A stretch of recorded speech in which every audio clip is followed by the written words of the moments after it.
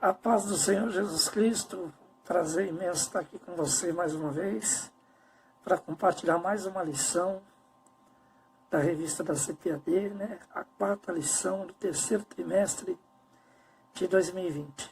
Mas antes eu quero chamar sua atenção para um evento que vai acontecer aqui na área continental de São Vicente, no próximo sábado, dia 25 de julho, às 19h30. Na Assembleia de Deus, Ministério Chama Viva do meu amigo, pastor Samuel Silva. Nós vamos ter um grande culto de ação de graças lá e nós vamos ter muitas participações. Então você que ainda não conhece a Cristo, você que quer receber uma palavra, quer receber uma oração poderosa, esses homens de Deus estarão lá a seu serviço, para você conhecer a palavra e também festejar aí, neste culto de ação de graças, pela vida do pastor presidente Samuel Silva, né, por mais um ano de vida. Inclusive eu quero desejar aí um feliz aniversário, dizer que Deus abençoe poderosamente a sua vida, meu amigo Samuel Silva.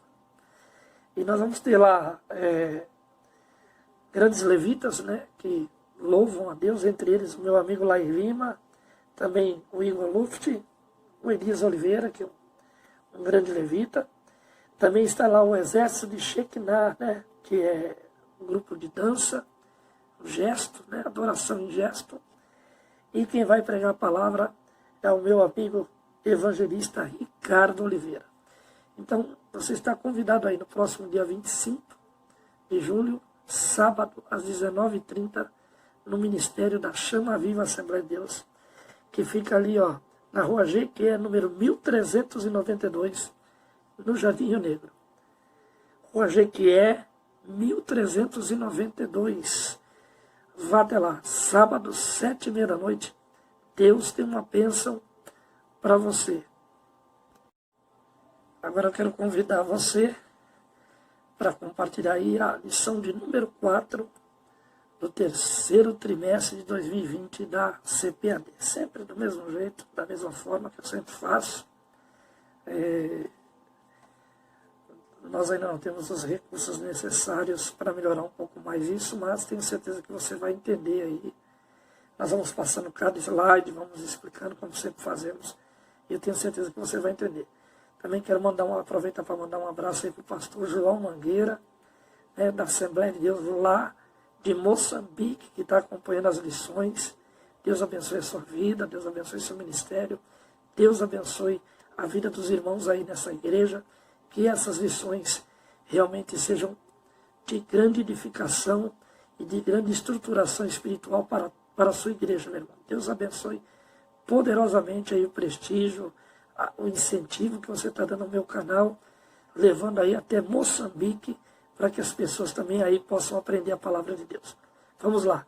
Lição de número 4. A construção do templo enfrentou oposição.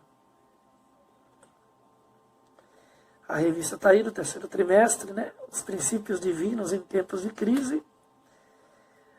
Tem a leitura diária, é importante, né? A leitura diária. Eu vou tentar, no final do vídeo, eu vou tentar colocar os slides, né? Para você ver os slides, né? Eu vou passar todos aqui, fazer os comentários, e no final nós vamos tentar colocar slide por slide para você ver aí, poder ler também. Você pausa o vídeo e aí você lê slide por slide direitinho na tela do vídeo de uma forma maior, de uma forma mais clara, para você ter aí o resultado da lição. Mas agora nós vamos aqui naquele mesmo estilo que a gente sempre fazemos toda semana, um pouquinho distante, né? Mas se você der um zoom na tela, você também consegue ver. Ainda que a intenção não é essa. Por isso que no final eu vou estar colocando aí os slides para facilitar para você, tá bom? Vamos lá então. Leitura diária. Aqui nesse slide você vai encontrar de segunda até sábado os textos que você tem que ler todos os dias e as lições que tem em cada leitura diária para a sua vida. Todas elas no livro de Neemias, né? Capítulo 4, do versículo 1 até o 19. Divididos aí os versículos para cada dia. A leitura bíblica em classe, isso é muito importante, né? Você pegar o texto que está lá e ler com a classe. Assim, eu gosto de ler a Bíblia com o celular, é mais fácil, você acha mais rápido. Mas se você puder incentivar os alunos, né, a abrir a Bíblia, a manusear o livro da Bíblia, criar essa certa dificuldade para tornar a aula mais interessante, tornar a aula mais satisfatória, né? Se você quiser também movimentar de uma forma mais rápida, o celular não é proibido, né? A Bíblia no celular não tenho nada contra, né? A leitura bíblica em classe está em Esdras capítulo 4. E os versos são salteados, né? 4, 7, 9, 11, 13, 15, 16, do 21 ao 24. Né? São 3 slides aí em cima do texto, no final você vai poder acompanhar. E aí o texto áudio está em Neemias, capítulo 4, verso 6, que diz: assim edificamos o muro, e todo o muro se cerrou até a sua metade, porque o coração do povo se inclinava a trabalhar. Verdade prática dessa lição, da lição 4 do terceiro trimestre da CPAD.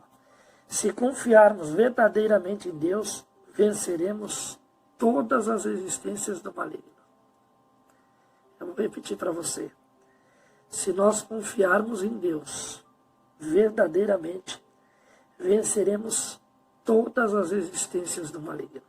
Se você confiar em Deus, não existe resistência maligna que sobreviva à manifestação da graça, à manifestação da glória, à manifestação das verdades espirituais de Deus na sua vida. Aqui estão os tópicos da lição, né? Eu não vou ler os tópicos para nós ganharmos tempo. Vamos ganhar tempo, porque os tópicos, na realidade, nós vamos seguir, vamos ler cada um deles. Então, aqui nesse slide estão os tópicos. São 4 tópicos.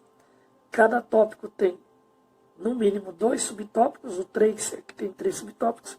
E aí nós vamos acompanhando cada um deles. Introdução. A introdução vai dizer o seguinte aí.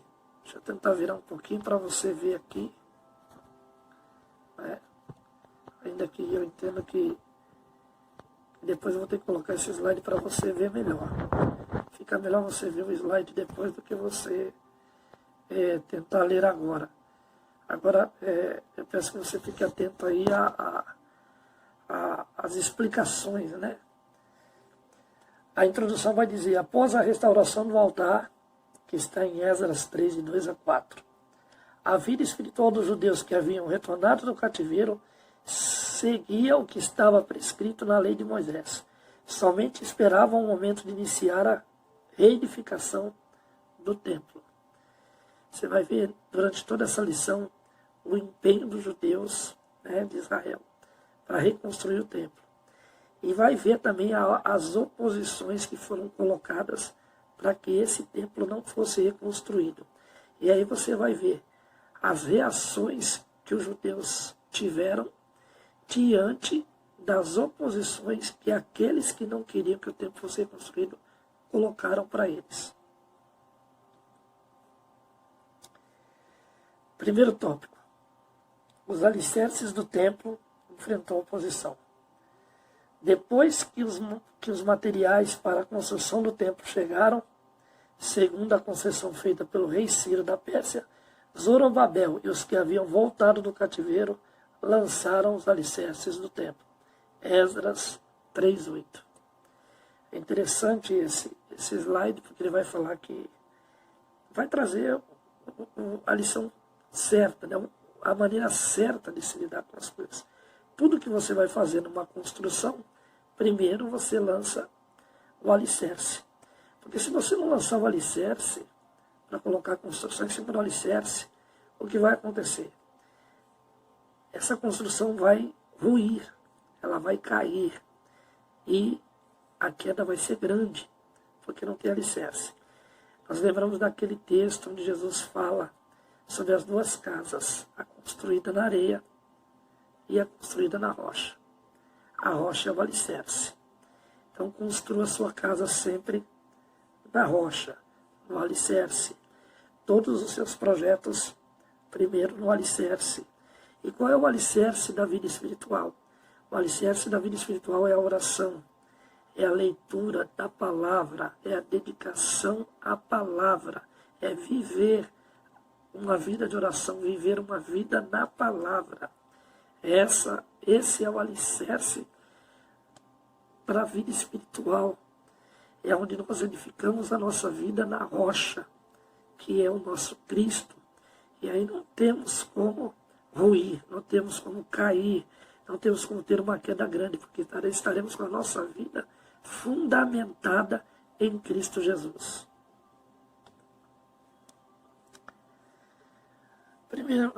Primeiro tópico, primeiro subtópico do tópico 1. O lançamento dos alicerces foi celebrado com uma solenidade. Os sacerdotes já paramentados e com trombetas, e os levitas, filhos de Asaf, com saltérios, para louvarem ao Senhor conforme a instituição de Davi, rei de Israel. Esdras 3:10. Vamos voltar, para o primeiro subtópico. Uma coisa importante, lançar os alicerces, e agora eles vão organizar os levitas, aqueles que eram responsáveis para levar o povo à adoração. Primeiro eles vão lançar uma solenidade, ou seja, um momento de adoração a Deus, para depois colocar as mãos no trabalho. E nos dá uma grande lição para a nossa vida atual, de que como é importante, antes de você fazer qualquer coisa na sua vida, adorar a Deus primeiro. É uma outra lição de Jesus Cristo, fundamental para nossas vidas, que está em Mateus capítulo 6, o verso 33, que diz que buscai a Deus, buscai o reino de Deus, em primeiro lugar, e a sua justiça, e depois todas as outras coisas serão acrescentadas. Então, você primeiro adora, primeiro fundamenta, alicerça, adora, se fundamenta em Deus, depois você vai buscar o seu objetivo. Muitas vezes uma porta não é aberta porque nós não fazemos isso. Nós saímos às vezes, para procurar um emprego, por exemplo. Vou dar um exemplo aqui.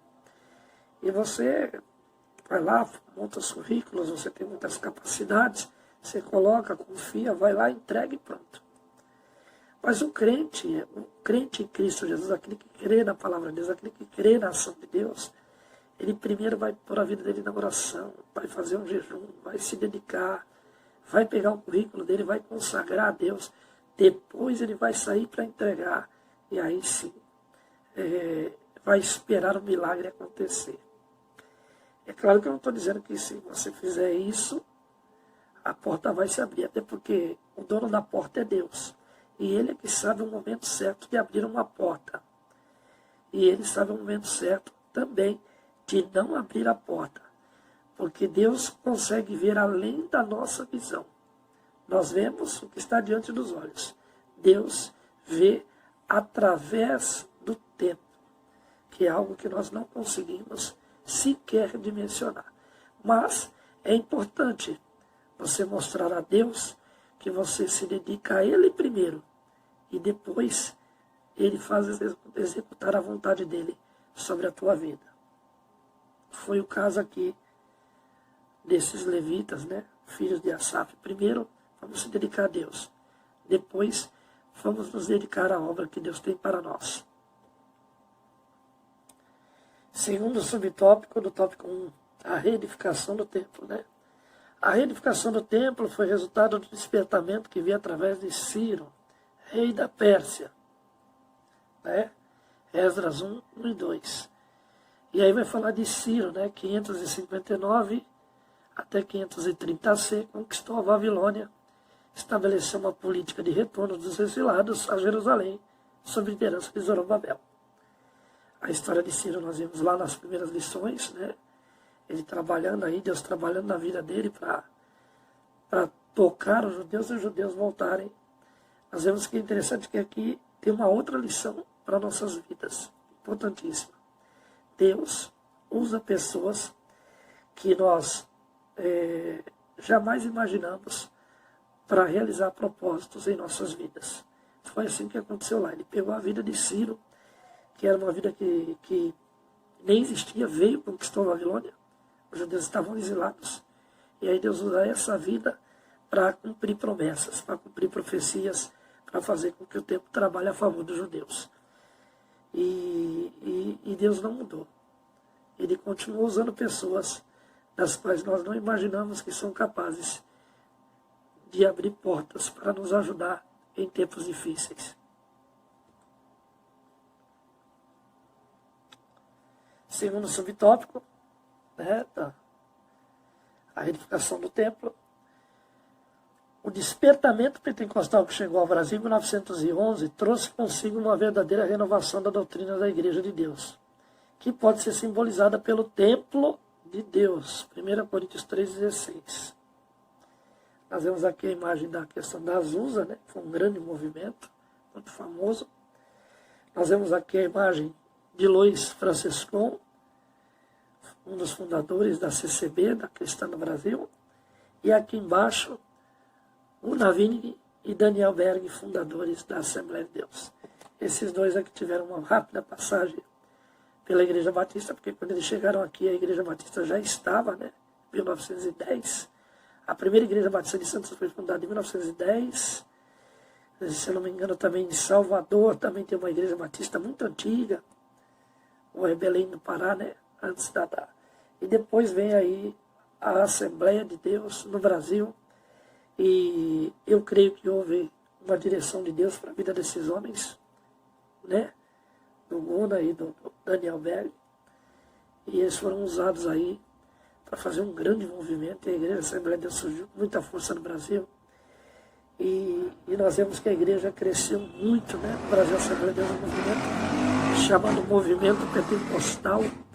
Ele cresceu de uma forma explosiva.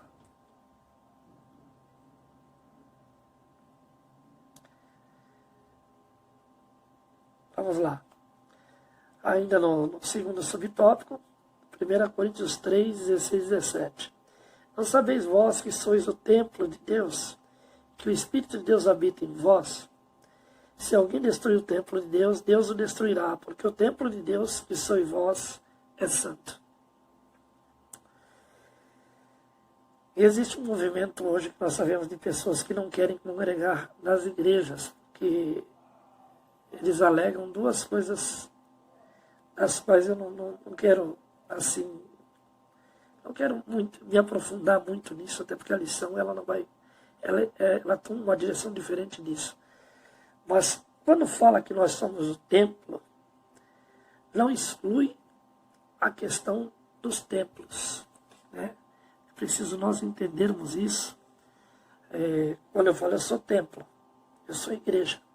Isso não exclui o templo Paredes.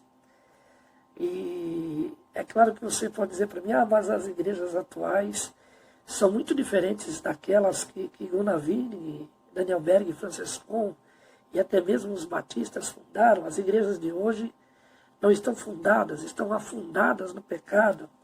E então é melhor ficar em casa, é melhor adorar em casa do que estar na igreja, porque o pecado está destruindo todo mundo. O pecado já teve... Tem pessoas que vão dizer que o pecado destruiu minha família. Enfim, nós vamos encontrar todo tipo de argumentos para tirar aí a questão de que eu sou templo e sendo templo não precisa estar dentro de um lugar chamado templo com paredes. Eu quero dizer uma coisa para você. A próxima lição, a lição 5, ela vai falar sobre isso, da importância do templo parede. Mas eu quero abrir um parênteses aqui para dizer para você o seguinte, que Deus, Ele tem um chamado em cada vida. E esse chamado específico, ele trabalha de uma maneira diferente em cada vida. Então você não pode deixar o seu chamado, o chamado que Deus tem na sua vida, você não pode deixar de executar as obras e o trabalho que Deus tem para você dentro de um templo, paredes, por causa daquilo que você viu ou viveu por causa de outras vidas. Porque não são essas vidas que vão definir o seu futuro. Não são essas vidas que vão definir o que você vai conquistar. Não são essas vidas que vai definir quem você é de fato. Quem vai definir quem você é, a obra que tem nas suas mãos e a missão que precisa ser executada é você juntamente com o Deus que você serve. O pecado do meu irmão vai ser tratado por Deus. O pecado do meu irmão vai ter as minhas orações. Então eu tenho que trabalhar para Deus no templo, sendo templo independente dos outros templos. Eu não posso confundir as coisas. Eu não posso usar isso como desculpa para sair do templo. Eu não posso usar isso como desculpa para sair da obra. Eu não posso usar isso como desculpa para não cumprir a missão que Deus tem na minha vida. Talvez você diga, para você é fácil falar porque você não passou pelo que eu passei. Talvez você esteja dizendo isso para mim agora. Só que eu posso dizer para você que você também não passou coisas que eu já passei. Existem momentos na nossa vida que nós passamos por momentos que os maus pensamentos querem nos dominar. Mas nós não podemos ser dominados pelos maus pensamentos. Porque os maus pensamentos vêm de um endereço certo. Daquele que se opõe à vontade de Deus. Daquele que se opõe à obra de Deus. E tanto eu quanto você somos chamados para fazer a obra de Deus se opondo àquilo que é negativo. Se opondo àquele que é negativo. Então faça a obra de Deus, independente dos outros. Seja você um templo vivo, no templo de paredes. Mostre que Deus está na sua vida, independente se Ele está ou não na vida dos outros. Isso é muito importante.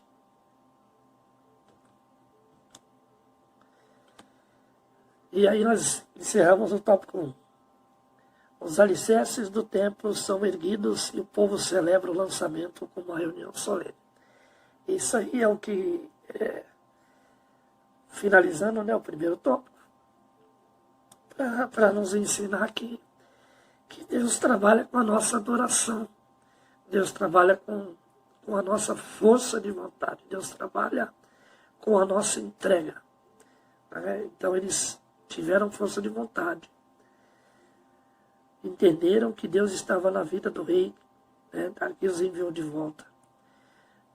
Aceitaram a liderança de Zorobabel e começaram a fazer as coisas como estavam na Escritura, sem desistir do objetivo. Começaram com adoração, lançaram os alicerces e colocaram as coisas na mão de Deus. Vamos para o próximo tópico.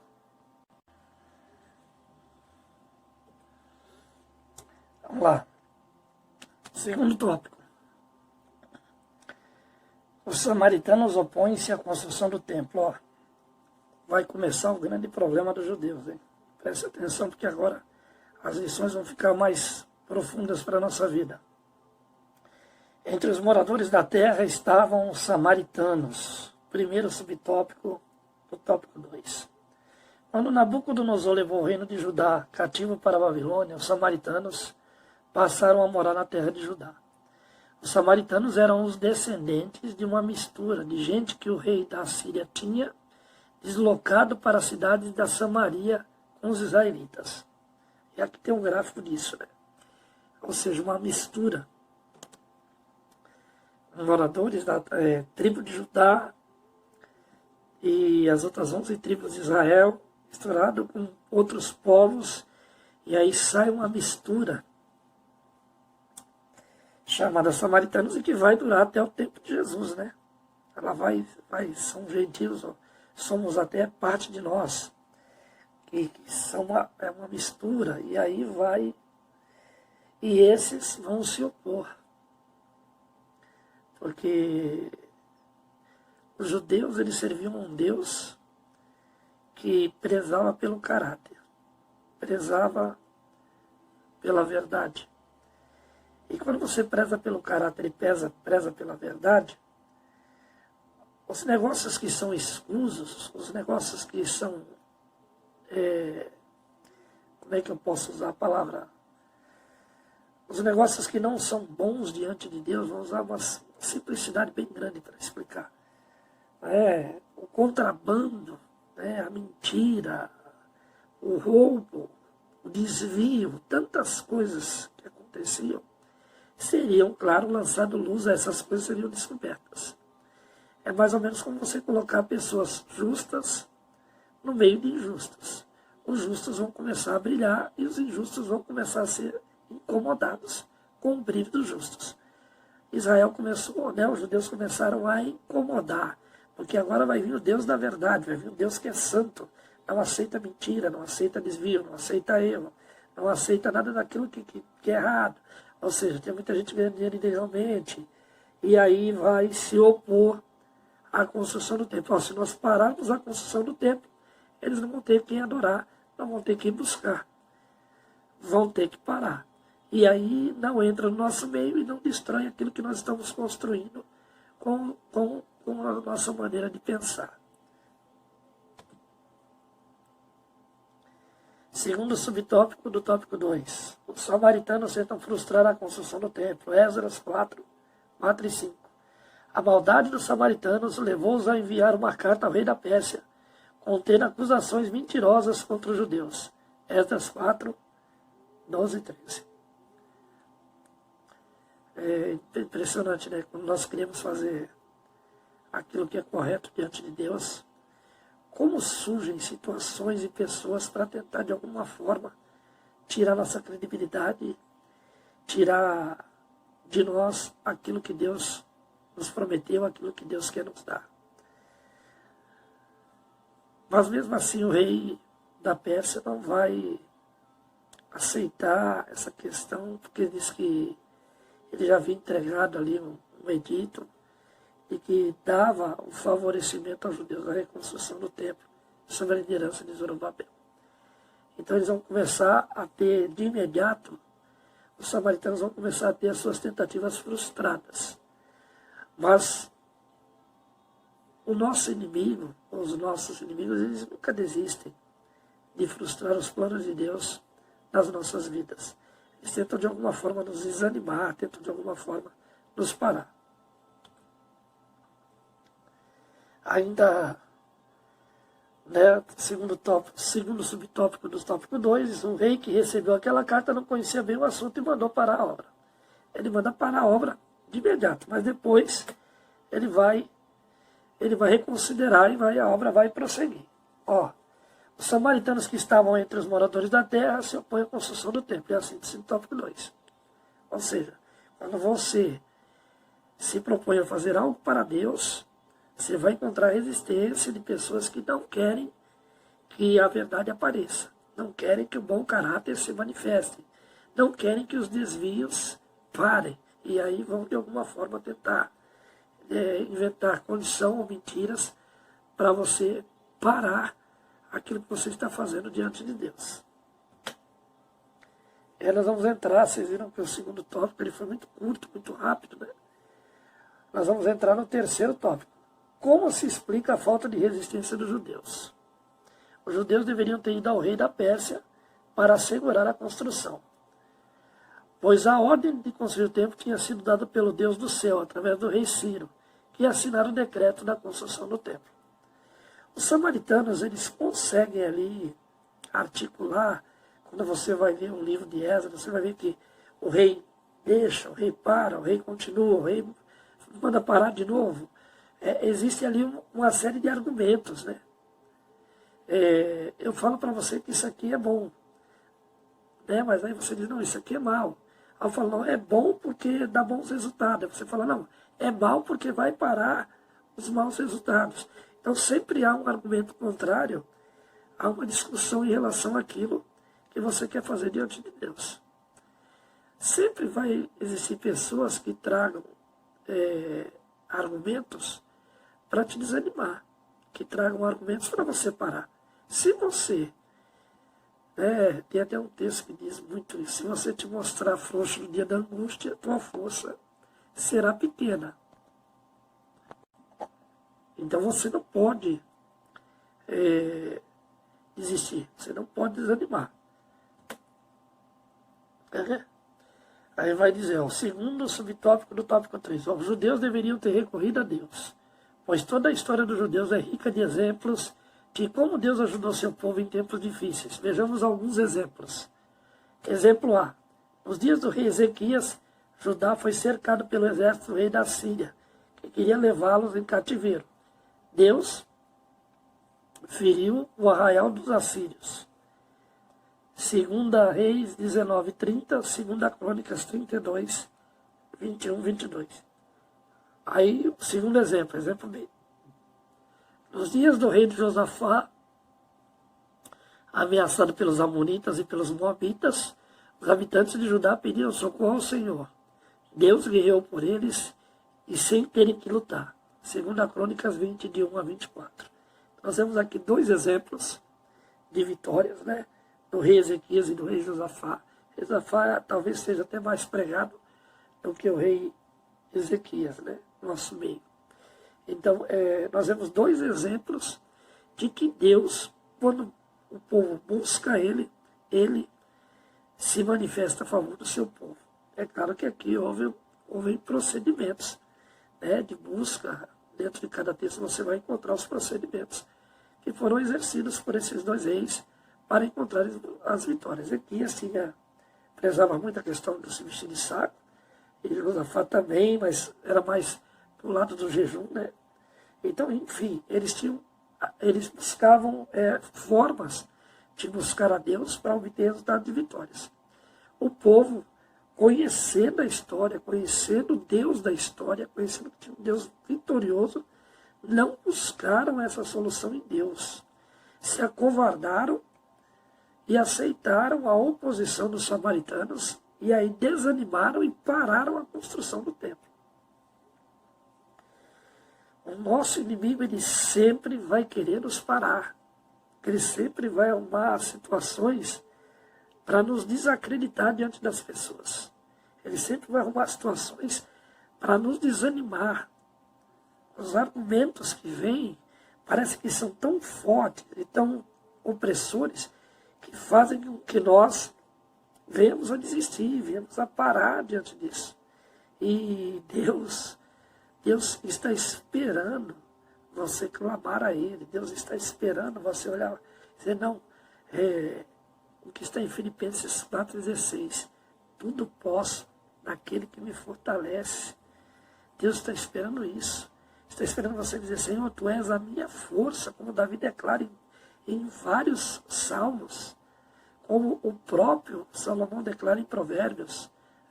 A força do Senhor me fez vitorioso, em muitos provérbios. Então, sempre que você busca a Deus pedindo força, pedindo graça, pedindo ânimo, Ele vai derramar sobre a tua vida condições de enfrentar o desânimo, de enfrentar as oposições, de enfrentar os argumentos que tentam de alguma forma te destruir, te parar, te desanimar. Deus é contigo. Não pare esta obra, não pare este momento. Não pare de fazer aquilo que Deus colocou nas tuas mãos por causa da oposição que você está enfrentando.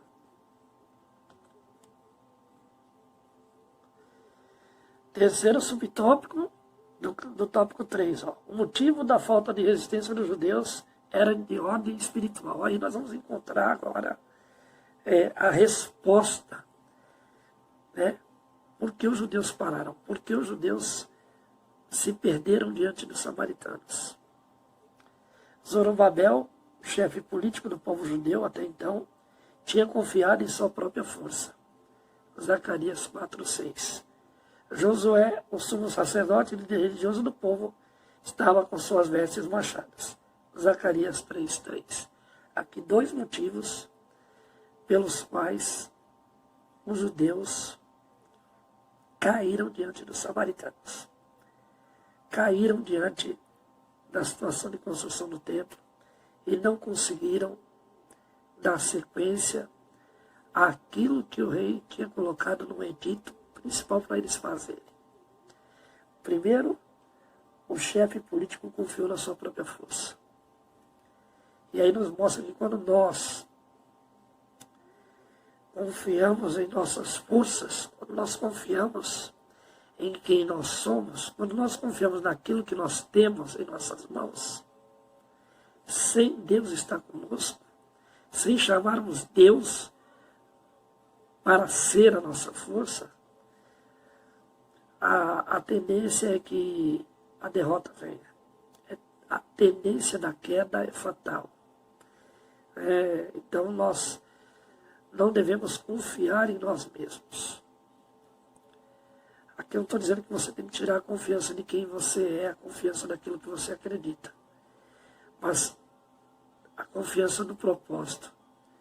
Se você está fazendo algo para Deus, você confia que aquilo é de Deus, você não pode simplesmente se vitalizar nas suas próprias forças, no seu próprio entendimento, na sua própria sabedoria.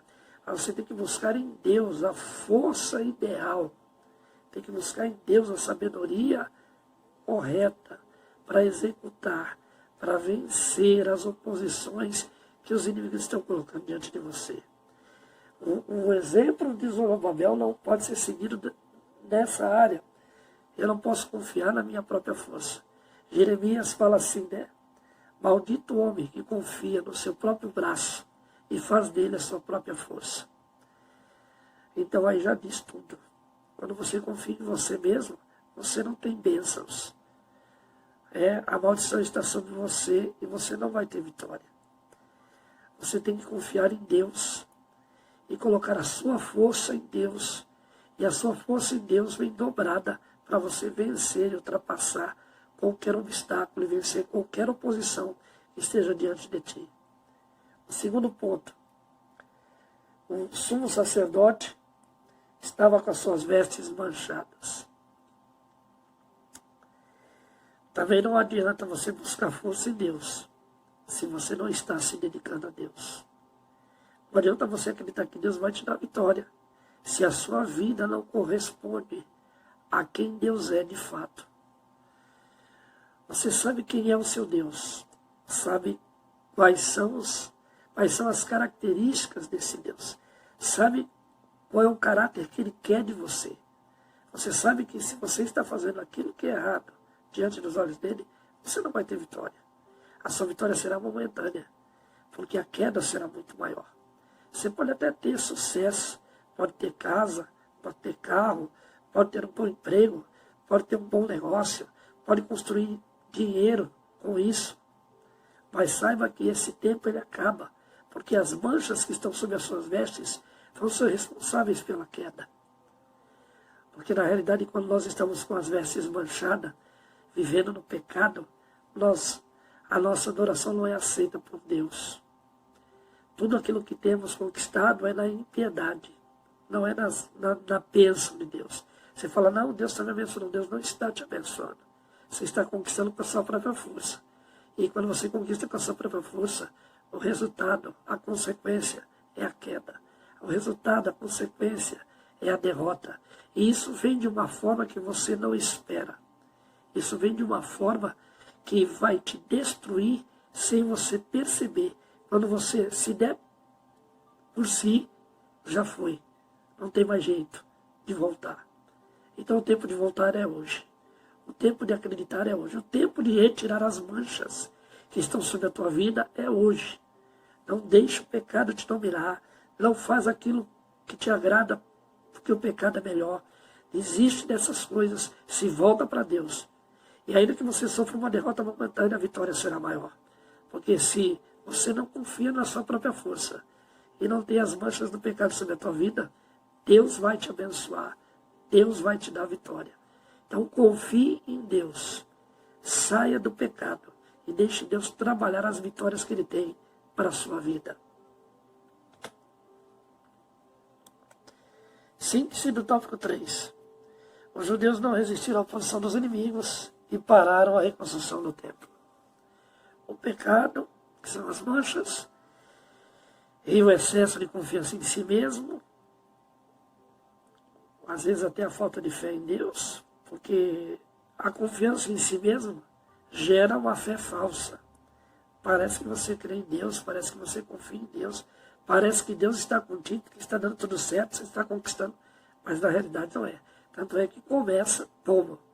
Eles indo lá, adorando, colocando os alicerces, mas tudo isso acabou sucumbindo diante do pecado, sucumbindo diante da força de si próprio. Porque o nosso Deus trabalha com a verdade, trabalha com o caráter correto, trabalha com aquilo que é certo, e mais ainda, Ele quer que você seja dependente dEle. E a dependência dEle exclui a sua própria força. Nós vemos o exemplo de Sansão. Sansão, enquanto confiou na própria força, fez tudo errado. Quando ele pediu a força a Deus e confiou em Deus, o resultado dele foi de vitória. Apesar de ter tido a própria morte, mas ele conquistou o objetivo que tinha e que Deus tinha naquele momento para a vida dele. Então é dessa forma. Se você confia em si mesmo e suas mãos estão sujas, é hora de limpar as mãos. É hora de deixar de confiar em si mesmo e se voltar para Deus. Quarto tópico. Quarto e último tópico. Né? Vamos caminhando para o final da lição agora. A reação dos samaritanos quando os judeus cessaram a obra. Primeiro tópico, primeiro subtópico do quarto tópico. A tristeza dos judeus. O povo tinha ouvido falar de que o Deus do céu estava ao lado dos judeus ajudando-os. E agora? Onde estava o seu Deus? É a primeira coisa que as pessoas que se opõem, os nossos inimigos falam. Primeira coisa. Cadê o seu Deus? Diz que confia em Deus. Você diz que Deus abre porta, que Deus faz. Nós estamos ouvindo muito isso nesse tempo de agora, dessa pandemia, né, do coronavírus. Muitos pastores faleceram, muitos irmãos faleceram. E as pessoas disseram assim, vem cá, vocês crentes não oram aí para Deus curar, diz que Deus cura, Deus faz milagre, Deus cura. E cadê? Tem um monte de crente morrendo aí. Esse é o argumento dos opositores. Os argumentos daqueles que não acreditam em Deus de verdade. Porque Deus é dono da vida e da morte. E eu creio que quando Deus recolhe alguém, não é porque faltou fé para ser curado, mas é porque o propósito maior de Deus estava na morte do que na vida. E só quem é incrédulo, não conhece a Deus e não conhece a palavra dele, gera esse tipo de argumento. Onde está o seu Deus? Onde está o Deus dessas pessoas? Quem fala isso não tem conhecimento de quem é Deus. Tem o espírito de Faraó. Mas a seu tempo Deus dá as respostas necessárias. Então você diz, mas depois que a pessoa morreu não adianta dar a resposta necessária. Adianta sim. Adianta sim. Os crentes que morreram estão em vida melhor do que os crentes que aqui estão. Os crentes que morreram estão em vida melhor do que esses que perguntam onde está o seu Deus. Então não há por que se preocupar com a questão da cura num tempo de pandemia, dizendo onde está o meu Deus, porque o meu Deus continua no mesmo lugar, ele não se abala. Salmo 125 diz, os que confiam no Senhor são como os montes de Sião, que não se abalam, mas permanecem para sempre. Então aqueles que morreram, morreram na carne, mas estão vivos na alma, e estão presentes com o Senhor, como assegura o apóstolo Paulo na carta à igreja de Tessalônica. Então não há o que temer, não há o que pensar, não há o que ter dúvida, não há o que ter dúvida diante de Deus. Mesmo que os que não conhecem a Deus perguntem onde está o seu Deus, o meu Deus continua lá, aonde ele sempre esteve, no trono do universo. Tem até um louvor que diz lá, né? Se Deus quiser curar, ele é Deus. Se não quiser curar, ele continua sendo Deus. Segundo subtópico do quarto tópico, A reação dos samaritanos quando os judeus cessaram a obra. Continua. A alegria dos samaritanos. Olha, o inimigo ficou alegre com a derrota daqueles que servem a Deus. Os inimigos dos judeus alegraram-se, né, regozijavam-se grandemente, porém o gozo dos ímpios é de pouca duração. Exemplos. Exemplo A. O gozo dos filisteus que haviam prendido Sansão terminou em tragédia. Juízes 16, de 25 a 31. Eu citei Sansão aqui, né?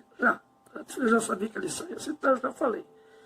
E o aqui o B, né? A alegria dos sacerdotes que alugaram Judas para atrair Jesus foi de curta duração. Mateus 28, de 11 a 15.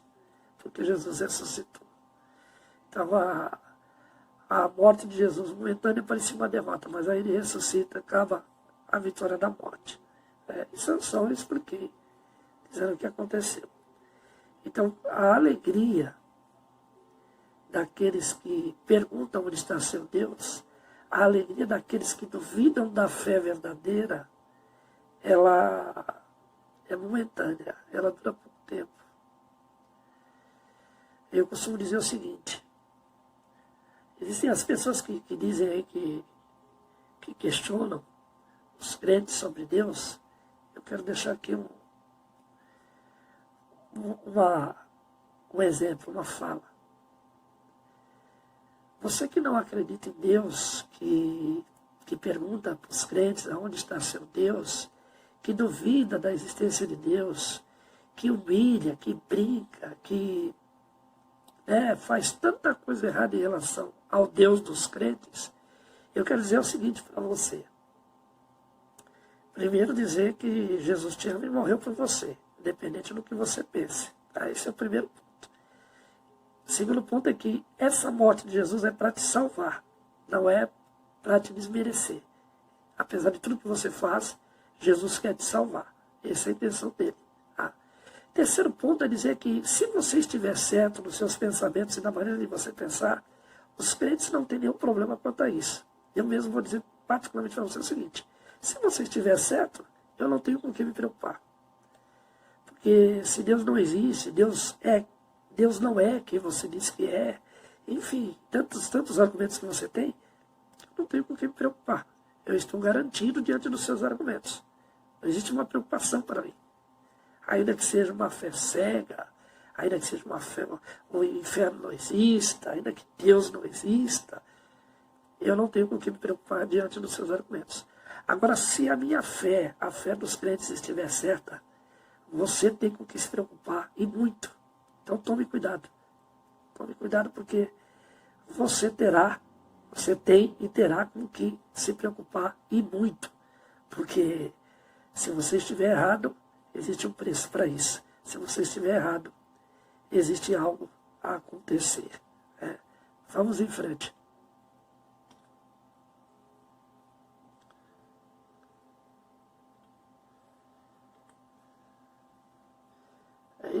Vamos lá. Terceiro subtópico do quarto tópico. O desânimo dos judeus.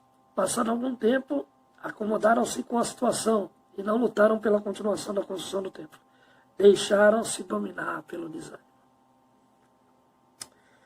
Essa é o maior erro daqueles que dizem buscar a Deus, é o maior erro daqueles que dedicam fé a Deus, que dedicam suas vidas no trabalho do templo, que se dedicam com a família, que se dedicam com o trabalho. Quando vem uma luta, quando vem uma situação difícil, simplesmente desanimam e acham que Deus não está, e que Deus não vai fazer, que não vai acontecer. E desistem por causa do desânimo, deixam de lado o trabalho que Deus frutificaria em suas mãos. Nós não podemos deixar o desânimo dominar as nossas vidas. Porque o inimigo de nossas almas.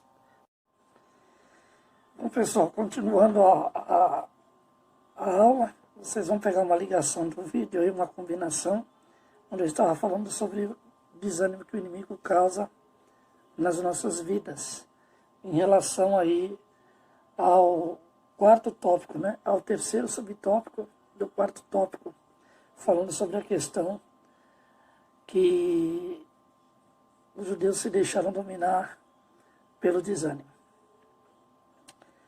O desânimo é uma das armas principais do inimigo para tentar, de alguma forma, nos parar, nos destruir, fazer com que a gente venha desistir de estar dentro do propósito de Deus.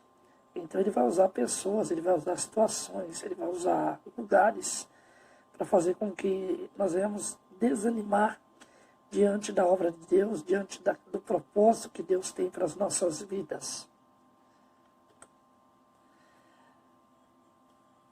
O desânimo é uma das mais eficazes armas usadas por Satanás contra os crentes. O diabo ele tem um exército organizado. O diabo ele não trabalha com desorganização.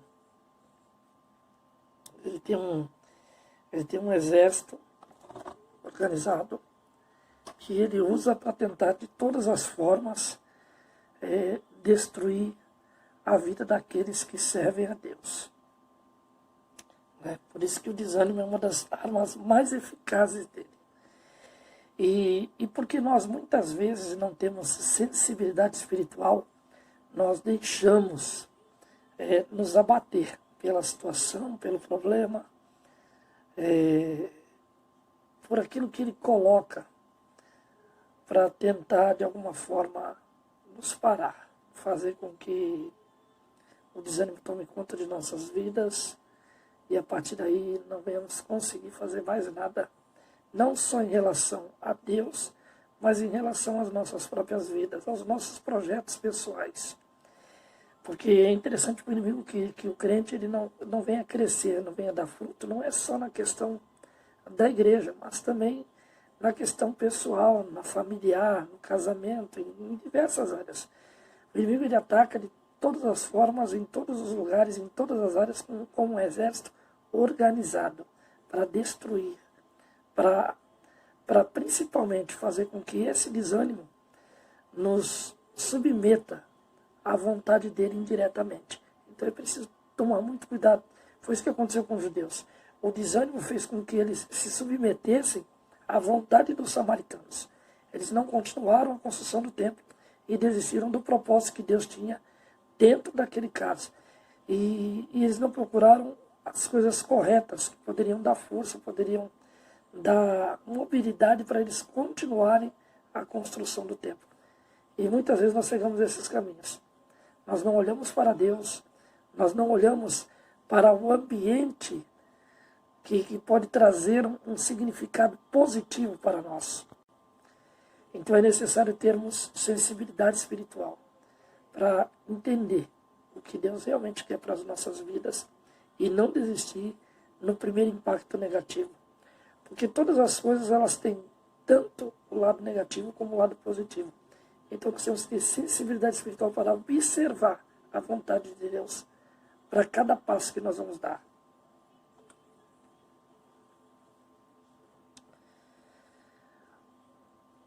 Reação dos judeus.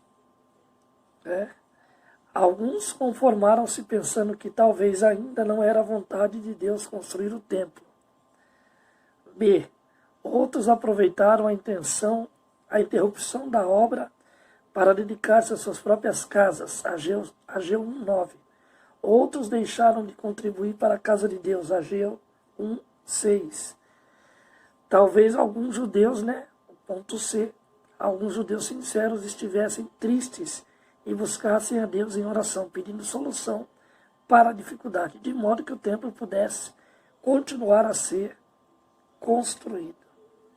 Então nós vemos aqui 3 tipos de pessoas dentro daquele grupo desanimado que foi proposto pelos samaritanos para desistirem da obra. E é interessante como o tempo passa, mas as situações elas se repetem. Na minha vida, na sua vida, na vida de quem está ao nosso redor. Porque você vê 3 tipos de pessoas, 3 reações diferentes. Todos nós reagimos, cada um reage de uma forma diante de um problema, diante de uma situação, diante de uma situação que faz com que nós venhamos estar desanimados. Depois eu vou colocar esse slide no final para você poder ler aí. Acredito que também está na revista da lição. Eu gostaria muito de poder mostrar, mas infelizmente o monitor ele não tem essa mobilidade para você poder ver aqui o que está escrito, né? Mas eu com certeza tenho na lição. E então vamos lá. 3 tipos de pessoas, 3 tipos de reações. Em qual que você se enquadra no momento em que vem a dificuldade, no momento em que vem o desânimo contra a sua vida? Você é aquele que se conforma e pensa, não era a vontade de Deus, então para. Ou você é aquele que aproveita a situação contrária para fazer outra coisa. Ou você é aquele que é insistente. Se não deu certo por um caminho, vai dar por outro. Se não estava dando certo com as mãos, vai dar certo na oração. Então nós temos 3 tipos de pessoas que nós devemos entender cada uma delas e nos enquadrar naquela que Deus quer que nós façamos a vontade dele. O caminho não é desistir. Deus não nos fez para desistir dos objetivos que Ele tem para as nossas vidas. Deus não nos fez para desistir daquilo que Ele quer para nós. Principalmente relativo à nossa vida e relativo à vida da igreja. Então, nós não podemos nos enquadrar na primeira pessoa. Desistir. Deus não nos chamou para desistir. Deus nos chamou para ir em frente, independente contra quem estamos lutando, contra o que estamos lutando. Porque Ele é soberano sobre quem e sobre o que. E Ele não abandona aqueles que são fiéis a Ele. A segunda pessoa, que também eu não concordo, você deixar o objetivo de Deus para investir nos seus objetivos. Porque quando eu entendo que os objetivos de Deus são mais importantes, e eu vou investir nos objetivos de Deus, os meus objetivos vão ser concretizados por consequência da vontade de Deus e por Deus ver a minha dedicação a Ele. Então esse segundo tipo de pessoa também não é aconselhável. É você desistir de um propósito que está feito por Deus para tentar fazer um propósito seu. Ignorar aquilo que Deus tem para a tua vida, pensando que aquilo que você quer é melhor para você. Então eu não aconselho se enquadrar nesse tipo de pessoa. E o terceiro tipo de pessoa, esse sim, esse é a pessoa que nós devemos ser. Não deu certo de um jeito, vai dar certo de outro. Porque quando Deus quer, Deus faz. Quando Deus quer, Deus abre a porta. Quando Deus quer, Ele destrói o inimigo. Quando Deus quer, Ele nos dá capacidade, sabedoria, força, graça para vencer tudo que tiver pela frente, para que os objetivos do reino sejam conquistados, os objetivos do reino sejam concretizados. Então é no terceiro tipo de pessoa, a pessoa C, que nós devemos nos enquadrar. Não desistir. Síntese do tópico 4. A oposição dos inimigos fez com que os judeus abandonassem a reconstrução do templo. Deixa eu falar uma coisa para você. Tudo que você for fazer para Deus, você vai encontrar oposição. Se você não encontrar oposição, aí você já descobriu que Deus não está nisso. Porque quando Deus está no propósito, o inimigo se levanta. Quando Deus está no propósito, vem situações e pessoas para tentar de todas as formas fazer com que eu e você venhamos parar de fazer a vontade de Deus. Venhamos parar de fazer o objetivo da obra de Deus. Então, sempre você vai encontrar resistência do inimigo. Você sempre vai encontrar resistência de pessoas levantadas pelo inimigo. Você sempre vai encontrar situações que vão tentar te desanimar e fazer parar, provocadas, planejadas pelo inimigo. Então o ideal é buscar a Deus. O ideal é, não deu certo por um caminho, Deus vai me dar outro caminho. Não deu certo essa solução, Deus vai me dar uma outra solução.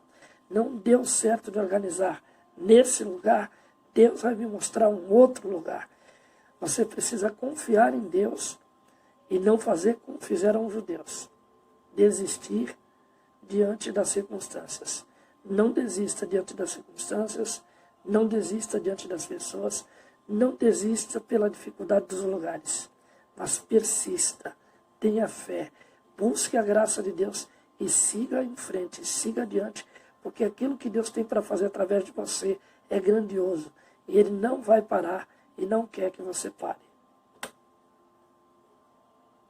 Aí vem as perguntas, vem o questionário. Nós encerramos então aqui mais uma lição, né? A lição de número 4, no terceiro trimestre de 2020 da revista CPAD. E eu quero concluir dizendo para você o seguinte,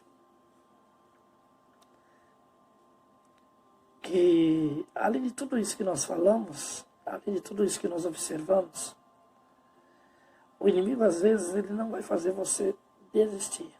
O inimigo às vezes não vai fazer você desanimar.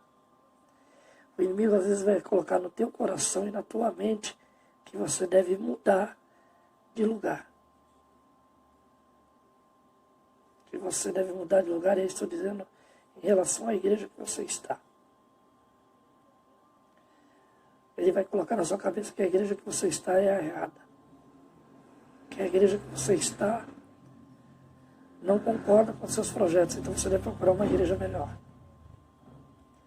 O inimigo também faz isso. Então, às vezes, a estratégia de Deus para você vencer não é mudar de igreja, mudar de lugar. A estratégia de Deus para você vencer é parar, pensar, orar e analisar a vontade de Deus. Não estou dizendo que Deus não pode te direcionar para uma outra igreja. Pode, porque Deus é soberano.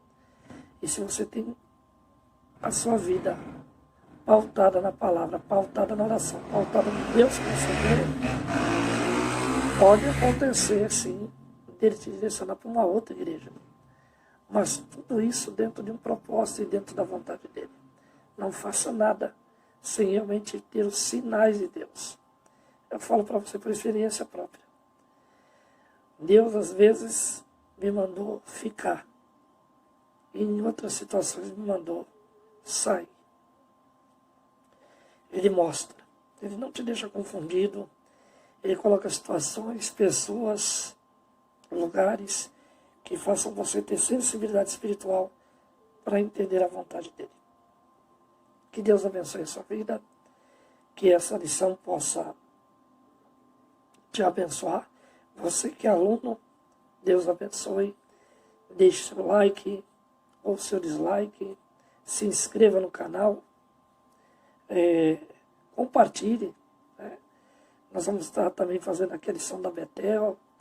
Brevemente estou tentando fazer a lição da Central Gospel, da Joerp. É difícil, mas nós vamos devagar, nós vamos chegar lá. O canal é novo. Eu não investia em canal, estou investindo agora. E digo investindo em relação a conhecimento, a passar conhecimento para as pessoas. Porque eu tenho visto que a igreja ela tem necessidade de crescer na graça e no conhecimento. Então, Deus abençoe a sua vida. Eu sou o seu amigo Jobel Serra. E nós estamos juntos aí. Na próxima semana, a lição de número 5, do terceiro trimestre da CPAD. Fica com Deus. Deus abençoe a sua vida. No final do vídeo aí eu vou deixar as lições para você ver a tela que você não conseguiu ver aqui. Você vê aí na tela do vídeo. Fica com Deus. Deus abençoe a sua vida.